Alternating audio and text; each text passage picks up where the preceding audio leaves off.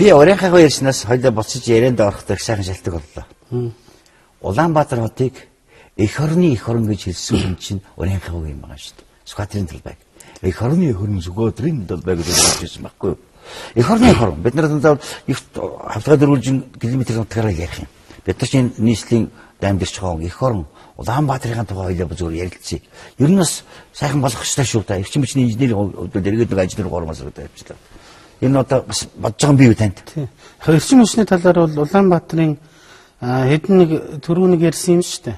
Хүмүүс болохоор 1 мегаватт ингээл яхаар тэр мегаватт цахилгаан нь бол улс орон даяар хэрэгтэй юм. Цахилгаан эрчим хүч бол хаана завж дүгээ чинь. Тэр турбин гээд хүчин чадалтай юмнууд чинь дулаан үйлдвэрлэдэг. Тэр дулаан нь бол одоо асар их нөөцтэй. Улаанбаатар хотод ахаад одоо ямар ч хороолол, ямар ч хот төлөвлөлт байхад дулааныг шийдэд өгсөн байхгүй юу? Одоо дэцэд ээж байгаа хугацаанд. Энэ одоо яг хөхөр тэнд амгалангийн дулааны станц авч байгаа тэр хэрэгсгийн орой юм. Эндээс амгалангийн тэр оройн руу дулааныгаа тээвэрлээд аваачих хүртэлх алдагдал чинь ахаад хэдэн орол. Тэр зүгээр л хайж байгаа мөнгө байхгүй. Тэр хэдэн ороолыг дулаанаар хангах. Ийм стратеги юм шийдсэн. Тийм учраас бол Улаанбаатар хот дээр бол хэдэн том асуудал юм л да. Хамгийн нэгдүгээр дутаа. Хоёрдугаарт нь бол хөрсний бохирдол. Гуравдугаарт бол одоо дэд үтцийн асуудал. За ингээд сүүлийн үед бол цэвэрлэх байгууламж гэж яриад байгаа. Энэ бол дэд үтцтэй орно л доо. Тэгээд ийм онцгойж авч яриад байгаа. Тэгээд энэ гурван асуудал дээр бол одоо манай нийслэлийн удирдлагууд бол сайн ажилласан гэж би боддог. Өнгөрсөн 4 жилийн хугацаанд. Одоо бол цаашаа хөгжих, тэлэх боломж нь бүрдсэн. Амгалангийн дулааны станц теста баригдахаар цаашаа налах багнаар хүртэл явчихна. Багангаа хүртэл явчихна. Дэд үтцийн асуудал шийдэгдсэн.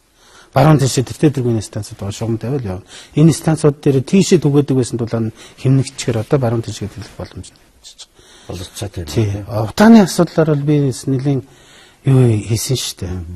Багнуур дээр тийм энергетикийн зуух гэхээр одоо нөгөө гэрийн зуух таандуураад идэг хүмүүс.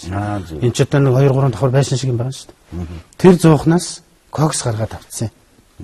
Тэнд хийн шаталт явагдаад утаа тэр хортой бодисууд те 3 атомт хий одоо тэр азотын эслүүд энэ тэгээд метан гэдэг бац шатах санартай хий байгаа. Эдгээр нь нэгдэж гарч ирээд моментально тэр галынхаа хотолд шатчихж байгаа. Тэгээд дулаан үйлдвэрлээд дулааны одоо тэр зуух нь яг дулааны станцын гормоор ингээд энерги үйлдвэрлэж явж байна. Доошогоо нөгөө үнс шалаак хог гардаг штэ. Үнс гардаг. Энэний оронд кокс гарч байгаа. Тэгээд тэр үнсийг чинь зайлуулах, майлуулах гэл одоо 5 км-ийн цаана хаях хэвээр санитарны нормороо тэгээд том юм бассейн нуур хийн.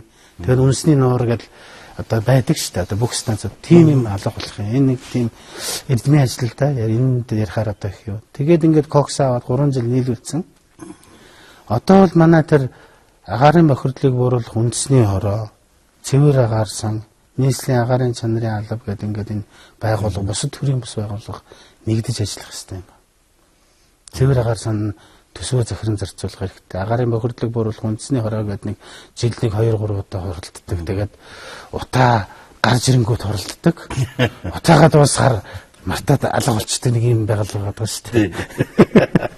Тэгэхээр утааг бол юм гэхээр би нэг Twitter хуудсан дээр нэг хэсэг одоо тавьсан. Юу гэхээр утаа алга болоогүй гэдгийг одоо өглөө болгонод сануулж байгаа гэж. Чингис хаан хангад бас мөхөөгөө гэдгийг одоо өглөө болгон сануулж байгаа гэдэг шиг. Тэгэхээр энэ чинь юм халаалтын 3 үлрэлтэл утаатай байгаа байхгүй юу? 12 сар, 1 сар, 2 сар. Бусад үед харьцангуй гайгүй. Тэгэхээр бусад 9 сард нь бид хөдөлмөрлөх ёстой. Энэ утаагүй түлшний үйлдвэрүүд энэ одоо бүх хүмүүс яг одоо тэр 3 сард ажилладаг шиг ажиллаж байгаа юм бол энэ агаарын бохирдолтой тэмцэж болох юм байна гэж би бодоод байна. Заах юм.